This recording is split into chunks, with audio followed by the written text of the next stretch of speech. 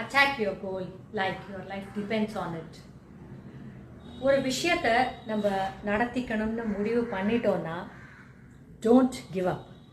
அதில் தான் நம்மளோட வாழ்க்கை இருக்கிறது அப்படிங்கிற ஒரு எண்ணம் ஸ்திரமாக இருக்குமே ஆனால் எந்த ஒரு காரணத்துக்காகவும் நம்ம பின்வாங்க கூடாது, பின்வாங்கலாமான்னு யோசிக்க கூட கூடாது.